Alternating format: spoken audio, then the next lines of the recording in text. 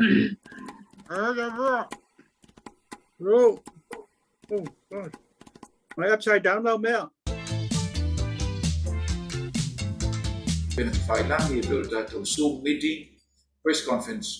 Buổi mua đến đây, ta luôn là trong một phái ta trong Nga rồi, ya ona oleh tulang ala mai le pui, ya o tanga tau, ya mesela vai le tona to telema tum o me fai ta tu fa salonga ona fa mai. Ai fa ta fatu ya ile fa fo mai si ta tu tunu o ni mai no ta ya le bo ma fa ta sia tu ya malesunga tangloa Dr. Thompson ya o ia o lo o tayuru ile fatinoina o le ngaluenga ile tangaluenga so ifu maloloina ya o lo o fa pena foyon fa ngayoia ya ia tanto ngaluenga ile fenga yo tunu ma nei temi fainta ile fa mai wa a fiai ya si tanto tunu ai le nei mai ngole aso ya manatu ya mo fa fonga mai si tanto tunu ya imta upu wa fiatu ina atu ma longo pueri e foi poi o le tuno talu ona fiesi utatu tuno le fai unga ma yason te nei ya ma pe fo on sauno ai te tai o malo ile tu ina tuina o tato la sanga o babao ya ma le tulanga o tato ya nei nei tai ya ina ia tau fai pe e tau fiofi tua famai o le tau mawhainga o le pui ngā tanga roi ngā sui fua malo loina ma le atunu ua toa ya melea ya pe leo na matamea le fionga le li fua mai nei ya tangaloa ya sao noi le tūlanga o tautoi nei ia tātou cases pe tu inato na po ia le whakatalanga mai tātou malo ya ona sa no voi leo le rifo mai le tulanga i le fata ua e fa fo mai si tatu tu no i fata ua o le tulanga o le tali mau le fale po le home isolation le ua mata ona fatino nei le vaiaso nei ai sia mo ilanto ua fia sa no voi leo tana lo le tulanga o le fatino ina o tanto suenga po test ia tatu fale ma no fo na lo fatino i tatu test ele o foi ngā ruenga. Ia ona whanga yo yeile ma whai watu se whamtalanga ele tūlanga lau tele o tau ele tātou ngā ruenga e pe on tau whai ele tātou komiti ma e mta ngā ruenga o soi fua malolo ina na fo tui tanga roa sa noe a whafo mai siu tātou tino. Alo, pakai makili ya atau pasoi le bayan manalo Samoa paina parolo mai le tula leso ya siona ko tula ma mo ya mo tawina lava do wa i nua le fa io la to wa kia ile Covid19 le natai o nei ma pe sa wa to nei le mo tu mai ta ko mo tu manono ma polima o i si wa kia fa ma o ni tu la le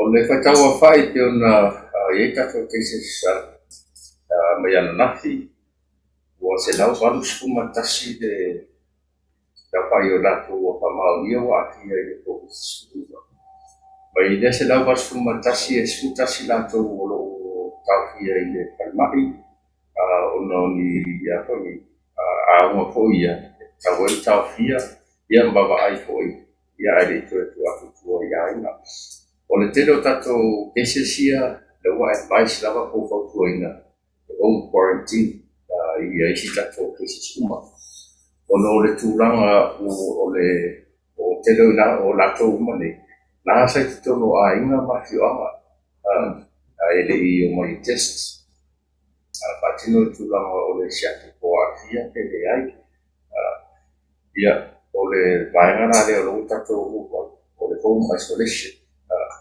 o lato fona i le tūranga le o le home isolation Lato lo yeni a uma foia lo pamau ni susuanga o la positive o ye covid lo manolo site e ni a uma e ka pe mai lato e de o yeni a uma o yo uma foia e tata wai ona ta ba I le tulanga le ai tanga solonga o le taku testing strategy. I shaki ngoi la tō roa ngai mai i taku kare mai. I le mai umai ni polu i a whakea sa vai. I tulanga le.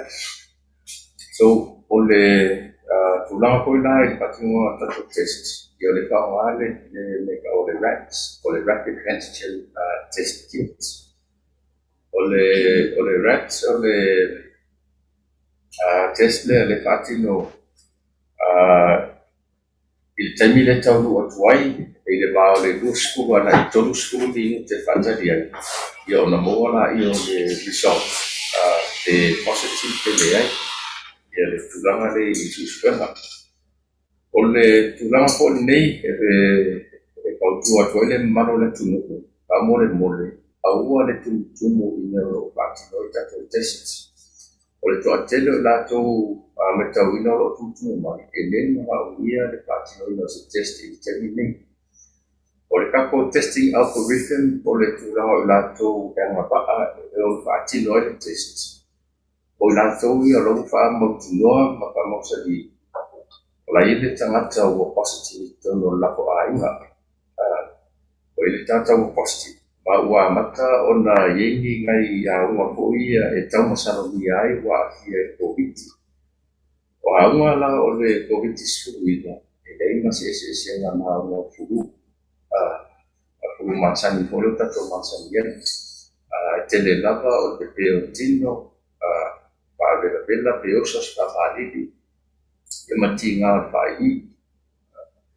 O le telefo lato ele therapy le tau le mild o ili au mo ko ia mild. Ia e isi e complain e fulang korelo le tina o ponga ili. Tina o ponga ili e po tina o langava wal. Funanga ia au tele lava. Kapu te au tino pa fifa. Ia tina le ulu. Ia e oso fosi famali di tukia. O vaenga la ia e kakole tauna ko tai pere malo la tu la ia a kaila wa ia eni a fa ia o temila le tau e dono autova ai fa test e o a ia i covid suiva ia por fulu ma sani la rana le e pesi por fulu o pa ta sia fulu ma covid suiva o le tulanga la na patino pa test. Au le mai tauina lava i tonu o le ono tula ka tangaina lea. Le so ona tumu mai o le mano le tumu. I tato te sites. O le popolenga lai le so ona tumu mai. E la sa wai oe e le o yeise tangata fohea e le o yeise anga history sa exposure. E le yeise tula mai ono so tae na se si o la positive. Sa ulotu i le laina. I just le tata le luma po re tua oe ai positive. Le la ke ia wa exposure tua oe expose le to ainga tua pa ke la. Ia ua bai ko ma to fa nga nga ile tau fa ma malapanga i tulanga lea. Ia o tau fai fo i pai le social distancing fo le tangata. Ia ana tata le tata tu le ia i le mele ia te ua avai le panic po le na i patino test. Ia ngalo le tulanga o le unnecessary exposure for na ia. E le tangata lai tau patino tau fai test o lo tulanga ia o le special social mai. Le baenga la le ko tu te le tanga wenga i tulanga la o le no foi le fande. Au o so na tuai. Kalau nak tahu itu bahane maksud le malo si le balu tai au le yo le e fai e fe au tahu na fai o patino itu la fa tahu le mo bia ai au fa na de itu la ia e tu mo foi nele ka tino test o la tu la u tahu patino test ile tu la so e tahu wa le no foi fai awal febe itu romno o le fumu ma lima ka wasi sanitizer ia pasimoli ma le vai mai ia tau sisi lava I le social distancing tau si o le o le ma whatakura le ma awal so no le tu no tangata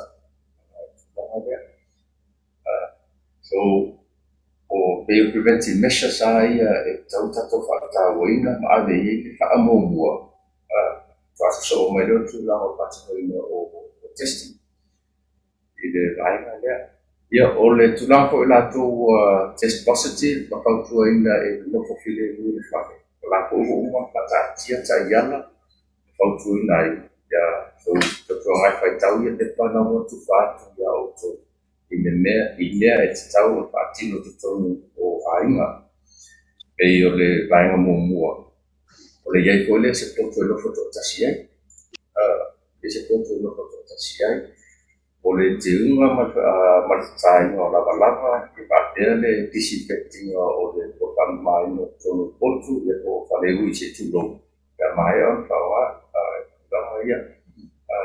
ia o le tulanga o le lava le vai tino ka pio to te lea le pi e kōringa e tau tingaina mo kōle ni aunga mai se lava te peo tino ma le tinga ko e maso tino ko ai te lea ma fua mai le lava o vai tino lava vai tino ma I pentolo tai kai dono tulama I le paracetamol o le pentolo ko ia ko le Panadol o le Brufen le sifara e tau ke na ro fiba tulanga ia so tau fa no foi se potu fole le pale ia pa pele se potu ia pa pele se si pale pare o fole tua e tua pale tele pai fa no foto atasia ia de wa ia pose tu manu foi o le pale o po pale tele e fai te le ye no moina tuna fa fela ai awani so ma o inisi vai mo ne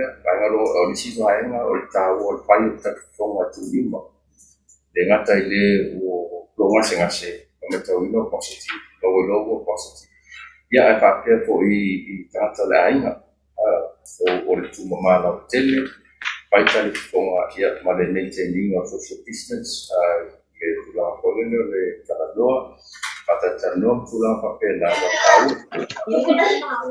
ia o eni meo o paroina te kosele na oi a fa pe fa tu la ia le tulanga o le tingaina e foi da kana vai se fare mai la tani le o mon pa tulanga ia son sa se teni ta no ia a pili ta to sons ia ala la o mon pa tulanga ia ta to mai pai tu malo I nuku mai tu malo fo I ole e vai ele fa mai mane fa mai ia e ko joina la vale ai I fa mai ia e ko ni to pati no si sia ia matulanga na awol aka pete lo fo yeni a unga vai te do sa lo fo o sa expose aua e te ana o I vai no tu vai na tu ola e vai la protest e a necessary no exposure I tu danga e vai rasi ia ma tu vai e te ngoi pa numero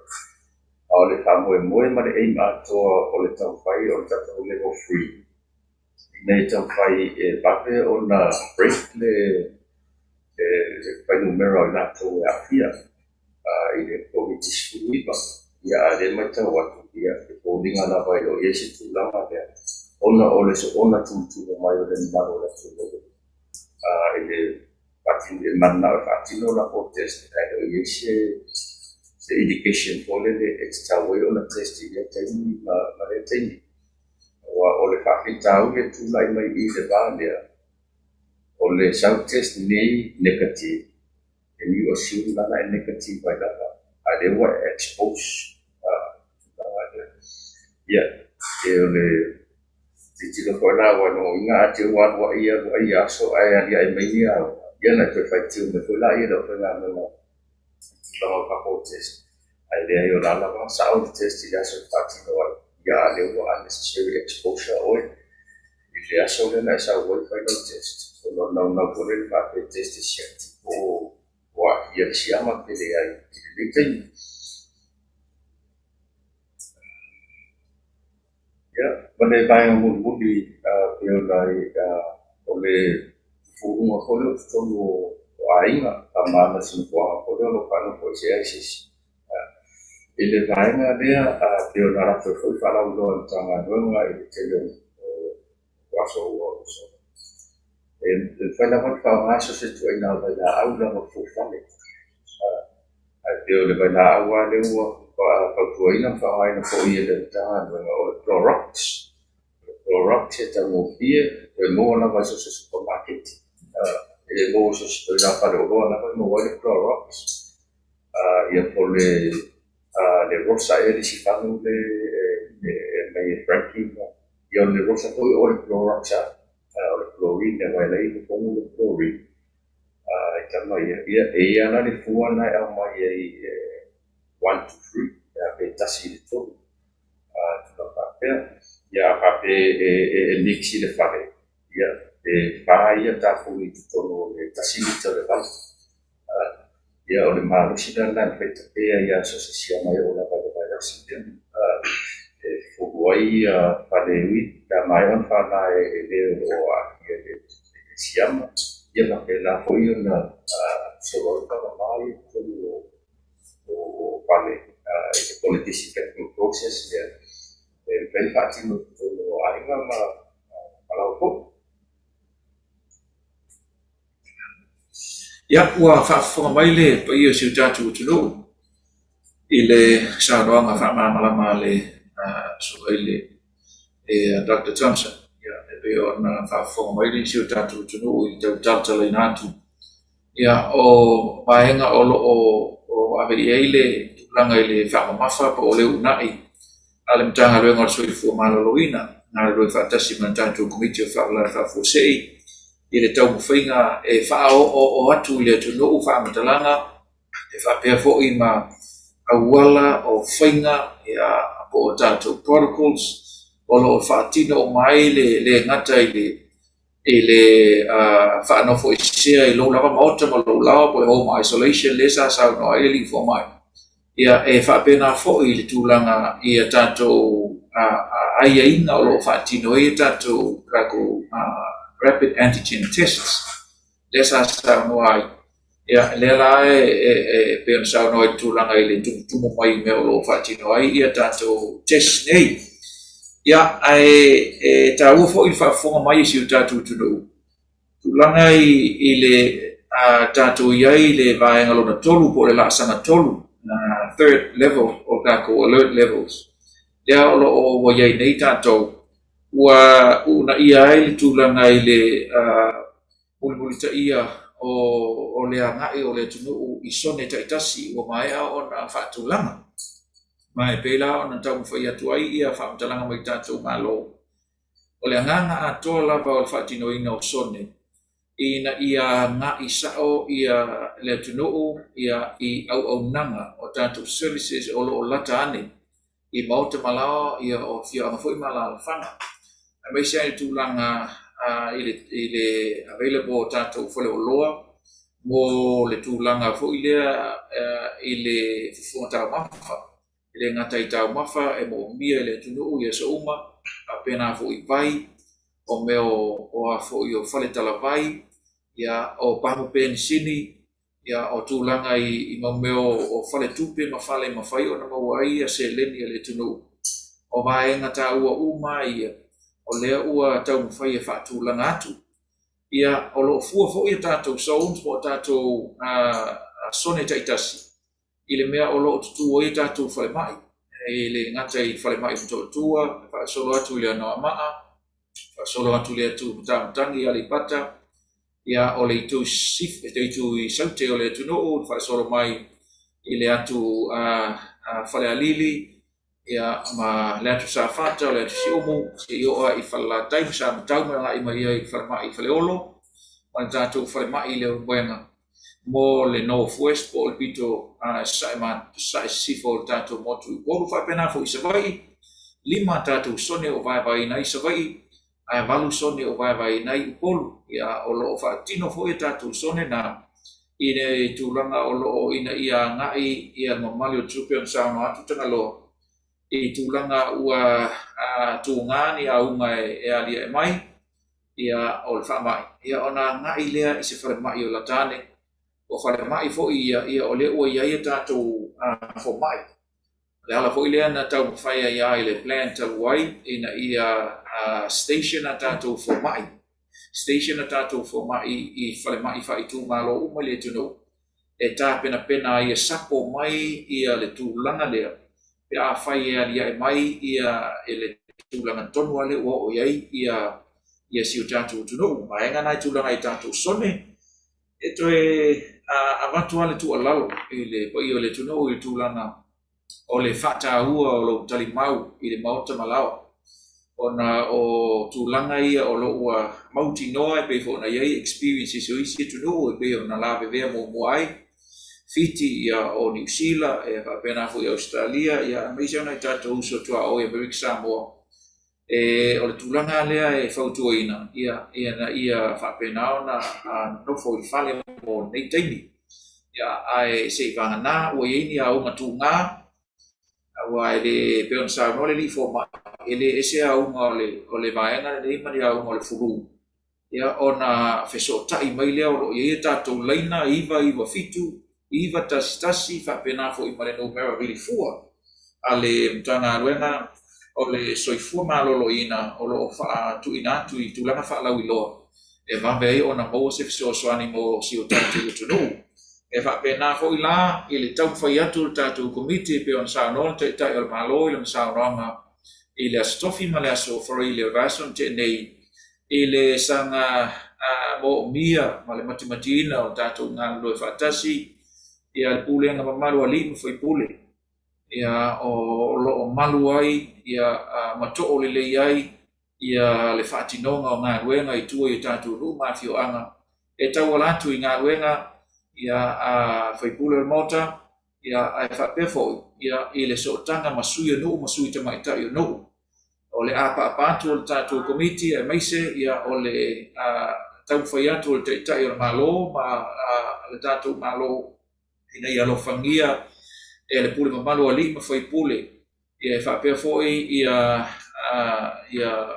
atato fa fiangainga ia o lo I tutono no ia te matou te talo atu tato committee ina ia lo fangia tato nga ruenga mesia ile tau fiofinga o le tumu I tono no ia me se foi ia o fatinonga tūlanga I le tuma malau tele public hygiene ia o lo tapa ai le soani suita mai tai ai me se foi o committee tu ma uma la mai le tunu committee tina ia o lo to favor ia e matou te manatu ia o se tasi le o precaution le lei o se tasi le o vaenga tongia o tātou ngā luenga pe on sa no le li fo mai o le fufu ma o lima o le mama o me na no foi ia me se foi o tono fale mata fale o fale ui o mai nga tongia o mai e matou te mo bia ile so soani uti la foi nga wenga o le umoni le fa fo mai le tuno ia e le o mafai foi o na o atu I no uma mafio anga ia e matou te talo atu le tatou whainga pa anga sui no sui te mai tai e fa malu le pule malu ali ma fai pule ina ia tau mawhai tātou ngā luenga, ina ia aupo, mapo le nei ngā luenga, o lea ua I teimi whainga tāsi o tātou tunu. Tu I nātou tātou whaamtalanga, ia mātou te talo atu o loo whaafong mai foi, ia tātou ainga whaasaralau, ia o teimi whainga tāne nei, o le message tā ua e aon tātou tu I nātou I pa ia le tunu, ia toa pēr.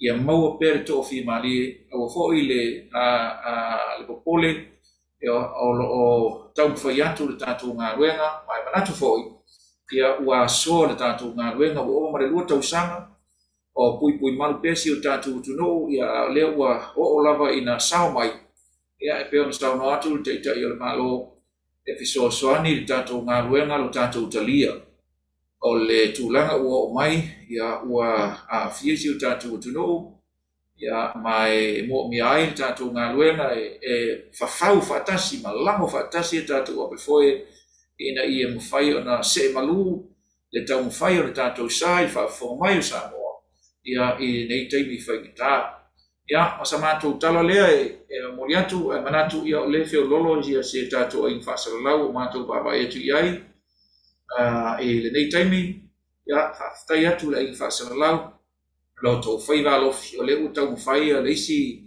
maenga lea whaatino ai ia ina ia one i tumu tātou i nei ia maule apa noa tau te tiuni inai ia mai se koi tau pisili o alfa fonga mai man tapo i ngā Samoa la foatu ni pisili o tātou ai whasalalau. Alofa malole soifua i lau le ngang fili fa pe foi lo to komiti ma sa te amata ku ma ko ngi sila la ngare ma fa mole. Dr. Thompson, so the clear message to the community ole fe au tau moli le tunu e lua manga le filia lo sunga di famo ole fe au tau moli le tunu a le aini aunga no for fale na or fer ole sa ole lo sunga di famo ole manga lua le filia lo sunga di famo a fai o yani aunga paula le tanga te tonu tu le laina o kiu fa le test o sa ole Saule. Lau sunga ni fo mai. O testi e maua nei le fale mai tele mo to tua ma fa pe fo me fale mai tele mai sunga mai to. O le fo e available is sonia wa vai ia ia le malo. O le si mele o ke kau mau. E langa mai kere mo ko kua. Ke u fa pe ese le test le fa mo ko ese le test le fa le son longa fa. So can you assure the community ku kusa le ia le test le fa mo ko kua ma le test le fa se wa. Alo tau whakasiri ia saule la wale sau noa o le testa le tasi le rapid antigen test le whaatino i nei ia lako hoi uma ia testi tato whare mai kumalo ia whapea i savai ia le rapid antigen test ia o le ho uma na ave paso atu tato ko mai tumoti ia kako rapid test ia mo le whaatino susuenga so tu sa uma lava ele se nga ele Apia o ele le ia tu ia test ia fai le ia pia pa pia di test la fa ua le ai o le test la vai tasi o ia se nga tulanga le pe o na pasinga anga fili fa mo manula le molo tava noa o le mesa tula i mai na ua fai for lockdown muli on level 3 o le mesa mai te wina o lea la vai fa nga solo mariu i to tonu nu ma fio anga e tilo atu le tumu o me masani pa faia mariu o ainga matulanga pena where o fe o yai le mele na le tilo le malo o le temini o le wata to back to lockdown in level 3 aftai tolpini o lalo le tatou la sanga tolu o lo manino ai tulanga i le tapu ni potonga public gatherings ele vaenga tonu alea ele o iai fo i lasi tulanga whaatanga ai lalo le level tolu po la sanga tolu ia ni tumunga ma ni potonga i maliu ia eo fo i tulanga i tatou potonga mo lotu le vo fa manino ia i lalo tatou ai inga ia potonga ia tau le whailoina tau alpini ia o mea ia masangi e soifua mau le tunu lotu maliu whapoiponga sa whai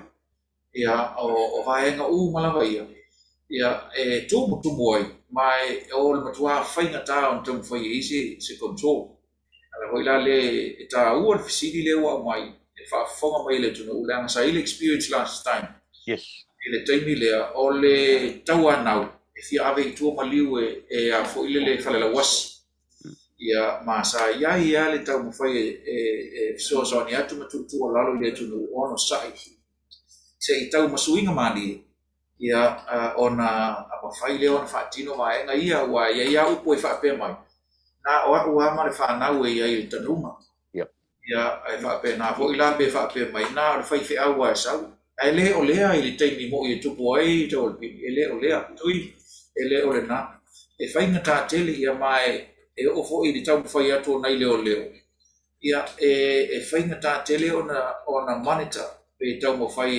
e whaatino le pui ngā ato ona le maua uma tulaga o loo faatino ai le tele o le atunuu Yep. tāua o le message malosi ma le message tu'utu'u alalo atu o le tatou komiti ia ona sa'i vaega ia le ala tulaga o ia ia e mafai a ona toe logo atu ae mo le taimi nei e lē o iai ni se tulaga e faataga ai ni potopotoga Anga whiri au Mole iai. no whionga i le teitei Taulo whono. fionga. Lau fionga nga fili ai le se atu inisi mata upusa fa Apia ona ta uai ta nga loa malaua fionga ai fia manino lava se fesili lo fa Apia na ana tu fesili ele mamalu le atunu. Pe fa fefea ona maua ele tangata le na mua maua le COVID mai tu le mamalu le atunu. Pe a fai ele I fai malanga atu I sesi lava mea I masina ia watua nai.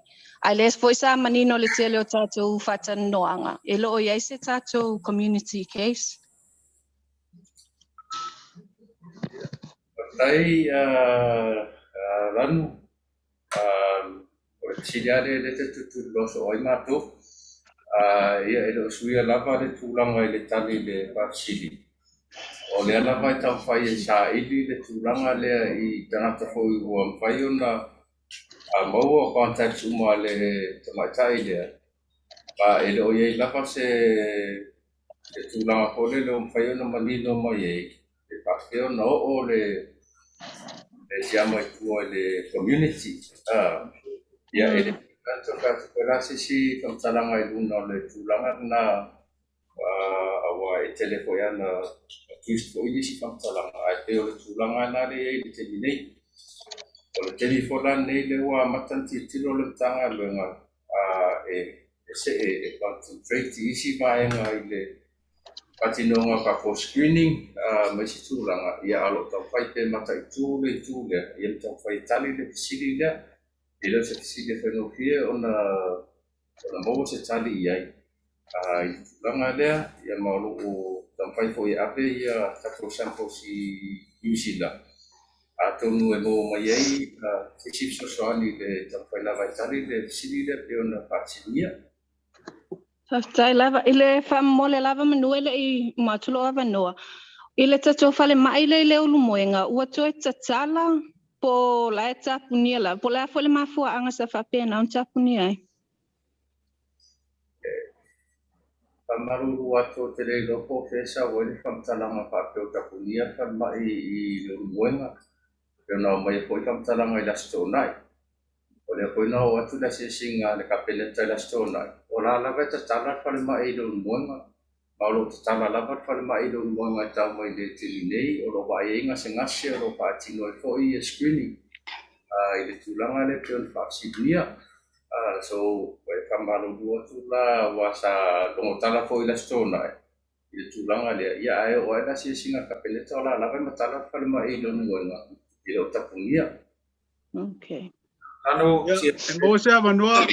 la fotu ia o tana vaia ia lo o yo lo fa Mole whangawhiri po aina e controlling al tatou mute al tatou. o he yo Leo tele leo e whai matu mai la avanua ai. O le fia fisiri atua o le ua whato ambau mai leo whionga tangaloa a whai e le maua uni a unga o le. O le fulua le taufono ua lue e whai lau test. Lasto na inan te nei le na amatai tatou test. E le maua e mātou lea na o iai lasto na it whaaninga lea. A iai tangata e tolu na maua I testia I le mauta le STA I le whale o tulisi. Pe o le ale mafuanga whato a whaalau ilo aile me le whamtalanga lea. Ia ale sa matou o mai lasto na ilo na winga la matou le wa expose I o tangata ia na maua I lako test wa positive. Ia papai tipi tu sai mo le whafsili tulanga le wa umalava na whai taiala ave fo I le au whainga ruenga I le vaenga lea ia to silingi fo le au whainga ruenga I le tulanga po lanu wa le whaonga I le algorithm o le whasolonga o tangata tau na testi vaenga ia o le tari lava o mai le au whainga ruenga wa o latou le tulaga pole le ua faitā ona toe fai atu se tala I le atunu pai atu le whamtalanga la tunu e le manao ia ai tele mai foi whamtalanga e la o pangasolongo ko tatou tui. Ua sili a lātou le whaatino lako ngā luenga ma testu matangata o atu lea so pe na iela skalele ma la stonai lo le whinau ma le atunu. Ma wha umi e whaatino ngā luenga ai le vaenga lea pero tūlanga na ia alea la vai tūlei la whainga luenga tau whai wha mana malamba ma tau sisi le poropovo umon pataatia i le vaenga lea o le vaenga na o tau watu koise whamanga i le tūlanga. O le si vaenga lau whionga tangaloa. O le mata watu i le tūlanga lea. E o lava i whaamtalanga fo yo i lātou o whaapena o na whaamaonia ua fiel siama. E leo mawhai o na whaalau i loa mai mo le sila fia e le tō tele. E pei o ai o whea le nuu lea e tō fia tanga tō le nuu le nā ua mau ai ai tau whipera lātou swafa wai pui pui lātou privacy. A ia sila fia i le atu nuu whemala ngai. Ia mi se fo il mātou pito la au. A mea o le nuu lea o lalovi ua tō fia ua fiai. E wai lea mai le whamtalanga e mai le tūlanga i le nauna lau tele. E leo vai mai i tangata i o wa fia. Pe tō fia na maua mai le nuu lea a o whea le nuu lea. E mwhaina e whamanino le vala lea. Ia, whaftai tipi tu sai ma le whafsili le vaenga lea. O lea lava e whamapopo umai le au whainga luenga tau whai whamapopo umai le vaenga lea o nuu mafio anga. O le tō tele ko lātou sa testi la so whaleile ma la stonai. Na ona li poti mai lava o suafa ma vaenga ia aile o au mai a whamaumonga o nuu mafio anga. O le whananto e tau whainau whainga luenga whakso tai lātou. O whea tonu ia nuu mafio anga o lo iei lo alalai. Ina ia tam whai whamaupopo ia le whainu mera lea. Tonu e o se o tai au po la soruru.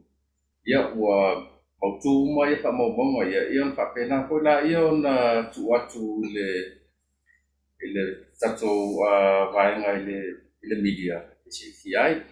Ai o te loa o le awa awatu uma nuu mafio anga ia pai asi tele. O le titilo. E wala vai whalau iloa na oitu malo. I tūlanga o whainu mera. Yo na ia tatou kalame. E whaalu whaaitu malo. A tonu e talawhea ngai le na. Na iei meu tutupu i aso tea fōi. I le whaalau iloa nuu. Ia a complain mai fōi ma o mai whaitionga le manu le tunuu. I le tūlanga le tau whalau iloa pe o simple outa i le mtanga ruenga se le nuu ma le nuu. Ia e mana ia pe alu uma tau ko lea asa whaitu malo. Ia a ese ele whaasinsino lima lea, tau wai tia tūlanga whaasinsino lima. Awa e toi fo ime fo ia mātou mo tu toi tau whai tali, ma whamalie, ia li whaitio mai au mai nuu mafio anga, i vaenga pio ni whaasinia. Leisi vaenga whamolmole tangaloa, toi tasi ala usiri tu atu lea vanoi, leisi vaenga le tātou au whaasalau. O tau sanga ma le mātutua o tangata e whapea fōi i le tūlanga i le tūpau ali ipo o tamaitai. E mana o mia nei whaamaumaunga nā wai tāua fōi le mātou ngā ruenga. Ia, alo whaftai o ala tu i le press release ia le tūlanga o tau sanga. Le nala tu le press release a le malo, peo na watua ia whaamaumaunga tūlanga o tau sanga. Ia o e matawina lava tele tūlanga talvou. Matatuale le sfulli matau sanga na ilunga i le tosulli matau sanga o le tele na le Apia o na le tele pia i la o test positive. Palo sfulli tosulli matau sanga matua. A fotu ia la vanoa. Taman mole la vanoa. Faftai anga fili, faftai o na ua mau atu. Ai o fasile toi fia tuloa o amelea. Toi fia tuliloa tu lava i le fasili au tanga vaia ma le fasili ala nuola. O te taltonu wa umona whaatala nuole lata i le lua se lau tangata na ua whanofo vava aia nei pe whanofo e sea fo i mai tua i po o katato community cases. O iei se whaamao ninga o tangata uma nei sai no whanga e so o tanga i le tamaita i le na maua mua mua. Ya, partai oleh totelo ilato ele o la yel so tama. Ye ko ilato ele o yesi so tama. Ana tama ile na mo yo na vaccine ai. Ai tau no tali fala o tele atu papena le teni. Wa to so al sili na sili me mo fo.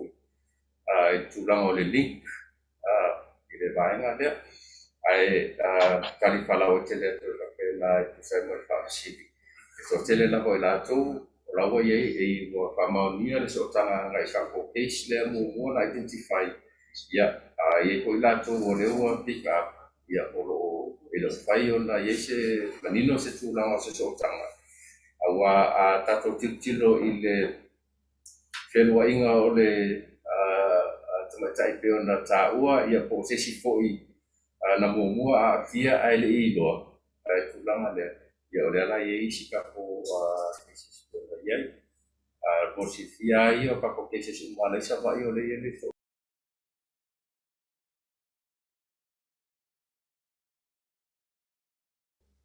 assistant o lua tau sanga o tau whai mo le tanga venga ma le komiti nei tau fio fa mai ka o poras ele tūlanga le lua tau sanga le tau whai ko lea fo ia na watua whamtalanga e o ai tua community e o ai tua community le pesi e whamai so ora le Italia tu lai tu sa malo pa sili whamai feio ele tūlanga lea awa pela la e la tau le pua malako mai al sili la la sa mo ko sa fa e sa taua e le whaafonga i le tuno.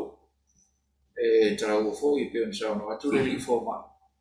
Ia ala nga o lea e tatou te whai fo i alo whaafonga mai le tuno i tatou whaasalau. E tau whai tatou ngā ruena o le taimele nei o tatou. E ho te rāwai atu lo i e tino mātutu o le tatou whaasalau. Ia o le taimi o tatou e tatou te ngā lue whaatasi e tū leina ngā ruenga nei. Ina ia malu le whaafonga mai e si o tatou tuno o taimi whaingatā nei. Mai le o ni taimi fo i sa tatou whaapea e le o mai. It was only a matter of time. It wasn't a question of if, it was a question of when we were going to get it. Now we are in that situation. Bem sa nole te mai tai pa bia. Mai o te lo fo o le nganga le o toe mo mi e tatou le susi lima. O le nganga le o e te talo fo i whaafonga mai I lantou tatou office whaasara, tatou ai whaasara lau. We have been doing this for the last more than 2 years, more than 24 months. Lo tau mo whai pēra tatou ngā wenga. O leo i whanua tatou whama. Ia au te loa. E alo i luma so tatou wa. Tui luma se ai o le tunu o lo tāko i mai. E na ia malu pēa ia le whaafonga mai le tunu. I taimi whaingatā nei, ma taimi e ono lo fia ai tātou. I le se senga ma le tele o manatu ma whina ngalo. Ai tasi ale liu tātou te tau whaitā o mai ai. Malu Samoa. Ia o atu le soani ma le tau whaia tātou komiti, ma le li fo mai nei, ma le sekta o lailoa. Ia le tele o le tau mawhainga o nei tau sa. Ia o lo tau mawhai pere tātou ngā rua ngai se mawhai. Ia lafo atu Misa, sa no mai. Anga whiri whamolmole pe mo se awhanoa le KVCK te tuila. Ia, ona sai mai e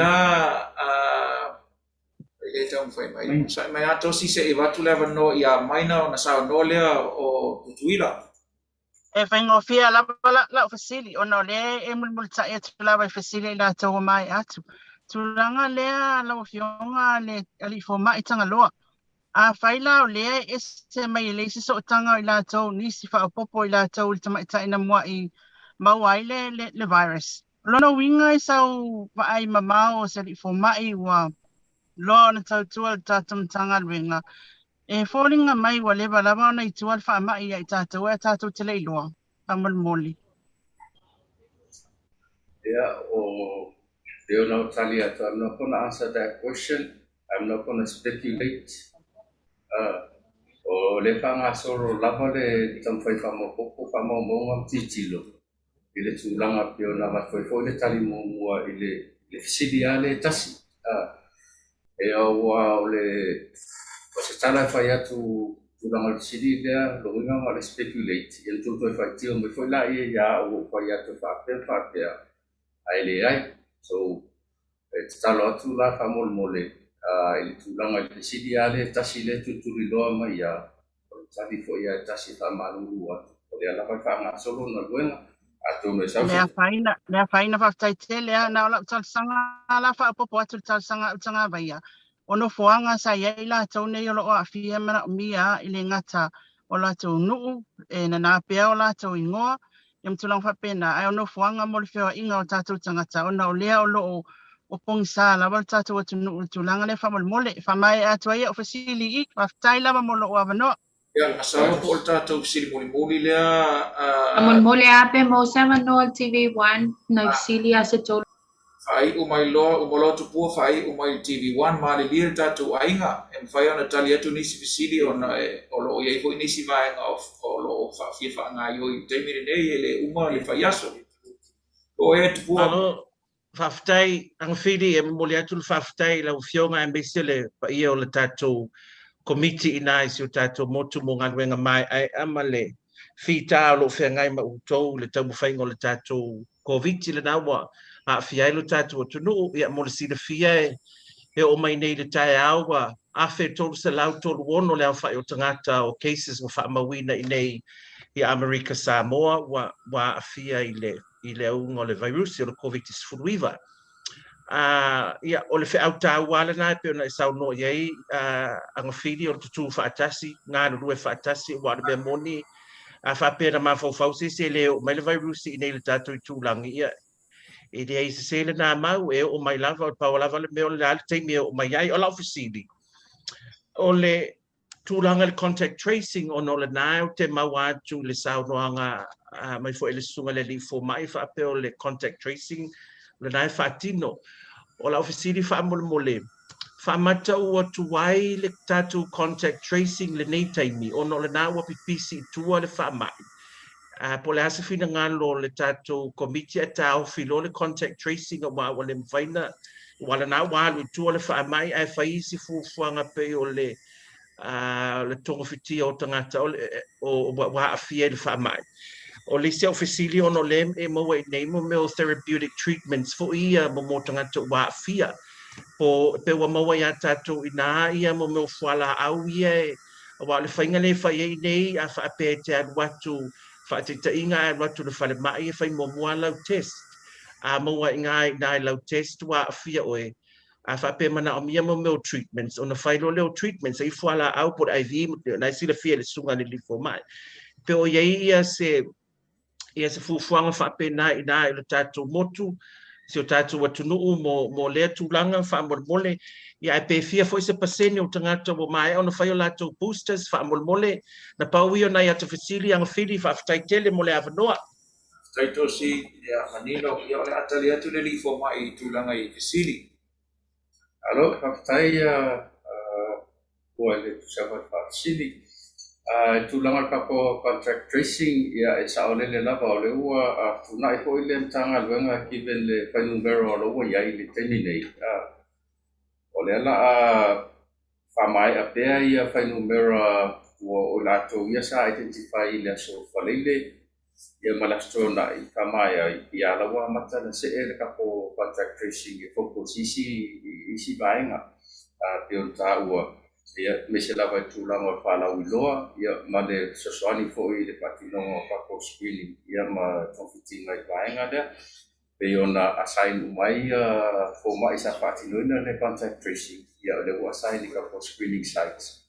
Pick up le positive, patino le assessment i le temi lava lea, ia ma titilo fōi po se tangata o tauna tau fia whanai patino li tōwhitinga, ia pe alu fale home quarantine te lo le same process fo le patino tutuila i le pick up ai o le positive siaki e fo mai ia pau tu alu quarantine de ave e tafia mai ia na lo se e ana ia le tato tulanga le pe o tafia ia le contact tracing in terms of therapeutic treatments ia o le wa ia tato supply nei ia o le ala pa nga mo la to o tau fia i ka mai la to ia tau fia ka mai te nei i le postas ia ka malu atu o le mantua le pailumera ko se pasende o tulanga o postas i le temi nei ia ai o le tulanga ia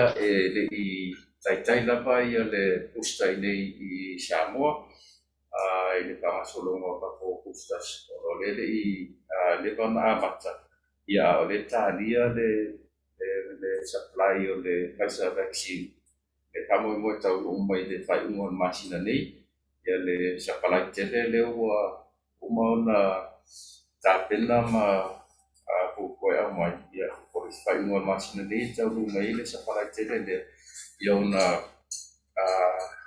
titilo ko la ia i le pangasolonga tau fai la mai paso ko la ia umai uma fio amai pasolonga tau tuile o le pusta Aftai lava nga filia e mese fo e o le fionga le ya Dr. Thompson fa mole mole lava la fionga e tolu lava na ya to fesili o fesili mua po ia se to contingency plan ile mai ta watu ile alu pe lunga polisi a pe lunga o le au fa yo le numero tanga tau lo a fia ile covid ai po wa ia fo initi nisi to sites fo inga e tetele nei mafaiona allocate atu ia tangata ia pe afa if worse comes to worse o sili mo le nala o fionga o le sili lona lua o le mai ta watu i le Samoa Covid19 summary statistics but what caught my attention is the vaccination status of cases reported o le mai ta watu fast food fitu pasene le Apia it's not recorded if you can explain le Poliale wingo le fast food fitu pasene le afa mole lo fionga and my last question is ono lewa maua tatou ile fa ma ile o sao itua ai mai se fo i tatou motutua o yo tutuila o le tulanga i tatou o kesene po o lava ia le au fa i o tatou o kesene ono le mai tau watu o lewa mana o mia o mai motu e lua so those are my 3 questions from mole lava lo fionga le li fo mai Malo, partai. Ia o le tulanga i contingency plan o le o mapatatia le contingency plan pe ona patalongo e ko le vai aso te ama le committee o fala la e papose i vai na taitasi pe ona ia le plan ia o mapatatia e spill over i pa pe o tele tangata na e mana o mia le tau fia i kalma. yeah Langa le whaona o se whare a onga po se o fo i lata ne i whare mai tuma lo e spill over i tu langa ia so o le o tatia le contingency plan nga pe ona whaksinia. O le whaksili le whasu fitu pasene lea unreported. O le totele o lato e test positive. Totele o manatua ia so sa whaela to first dose ma second dose. O la tele sau lo mai ia o uma tu ia dua ai lo fai ona fai lo mai o le tulanga o le first dose e fama ni e po le i aso ma tulanga pena o le ala no tai as unreported o le telefo o notification le notify mai e le o notify le o note mai ai le nurse po le ko mai to pepa famtalanga le tulanga le o le fully vaccination vaccination ia o na wenga la na le fatino le nisi ko vai nga mako surveillance team o le su numero telefonia to tabili tangata ia e kamautu mai vai nga io o la ko first dose second dose ate o fai ko se booster pe o la vaccine ia le kasu fitu pasene le so o le tulanga na ai fast pasene le ai le fatio not reported le o la to ele patino ni te kui de ai la vai manino i le fai pe pasene o la to le paia se tu kui pe la ia tamati foia o Apia le lalo i ko le skulu tau sanga o skulu tau sanga le matua ia o le tato o tsene ia pe la ia ko i o lo o teni nei o le lava kapo senge.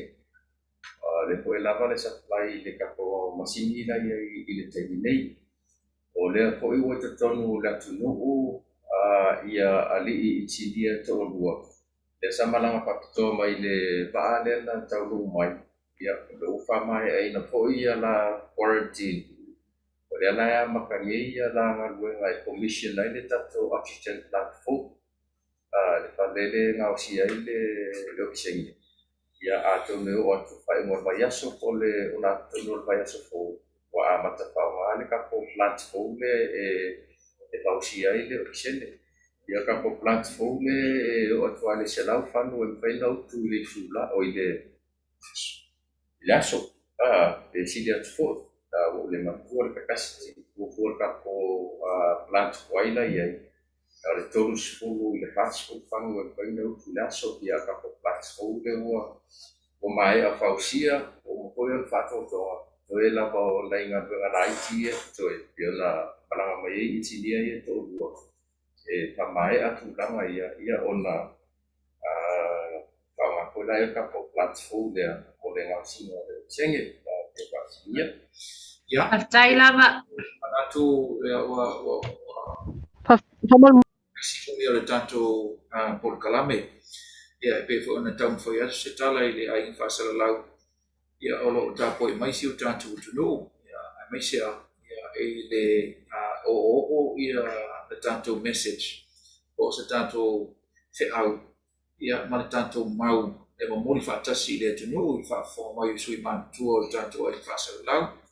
Whaaftai te le atu i lo tau whiringalo e langolango mai le po e mai tau atu lo e inisi o tanto a inga mai whafo atu o tanto li o masani. Ia atono fo o tāua le sum. E mau aila mano e whego e manisi o nei tanto paanga o fisa whaasara lau. Ia e manatu. A whai ese o tātou la mona. Ia e tasi a le aunga a toa ma le fusi o whau ma lo. E fusi whaatasi e so tātou taungu whai. Ina ia o le wheau. Ia o le wheau ia Samoa o lo tāpoi mai.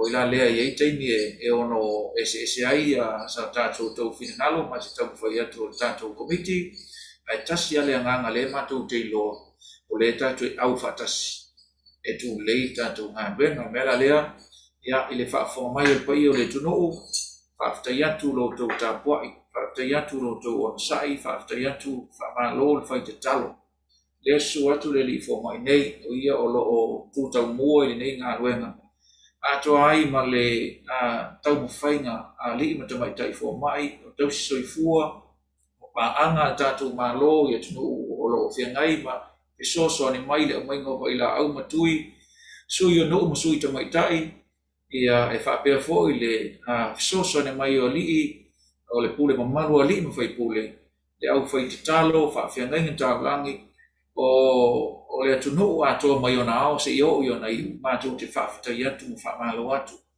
I lau tau tāpo inga, ai mātou te mauti noa. Ia le ai e le te le tō whāmare uta. E taimi whaingatā whape nei, sa tātou ui ai i o ngā sami whaingatā nei le luafis fuiva i na upo ia tātou le misela. Ia e whapea fo i le tele o whāfuri whao o tsunami, ma isi luri tau o soi fuanga. Samoa ai, mātou te tari tono. Ia o lo mau le tō mai. O lo mau le tō mai le whaafonga mai si o tātou o tunu. O me voi lea, tō ai ma tau mwhai le li fo mai nei. Mare mtanga aruenga so i fo ma lolo ina i fionga le minister.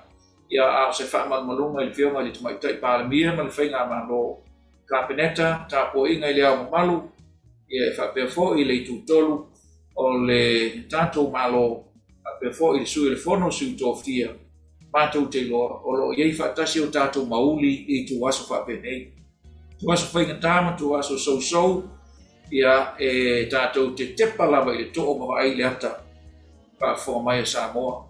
Ina ia manuia si o tātou tau mawhai tātou tau whai yalo whaatasi ina ia manuia Samoa e whai usa mātou whaamatalanga. Ia e matua atu le ngā ruenga i lau tau titi whaitama. Au tau whai te talo, ina ia maua, le ngā losi le tātou o whai ngā ruenga mua au, o lo tau whainga, ia le nei ngā ruenga, ia e maise o se tau tātou komiti, ia maise o te itai o malo, ia lo whangia le nei ngā ruenga, aua nei whapoleina le atunou, ia toa le tai, tātou whaeo i salamo se laubo whawhe maile upo tāwita. Ana le se inoa oi le atua, se manu e maale lemo lau whanau i matangi vale, ma sou o le nei soifuanga. Ora mātou mau whai whātasi lea, sa whonga mai le atunou, ana le se inoa le atua, ia po ua tātou o ini pe whea whainga tā, o a lama ia whita ma whawhita uli, whatia tā mai, o le nei soifuanga, tātou te malu ia awalofa o tātou atua, e maise o lona toto e sausauina le atunou atoa, mai ona tumu mauma, se ia o lawa i ona papa tu loto. Whaafonga mai e Samoa, whaasoifuia, tātou wheloi pēr, whaaftai atu i tātou ainga whaasalalau, i o mānei a fo isia whainga, e tau te leo mai e tumu i nei, ia i ono a whia i tātou, a lo whaatari mai Samoa mō tātou whaatalanga, ia i le nganga o le whaalalo, whaasoifuia le tino. Alo?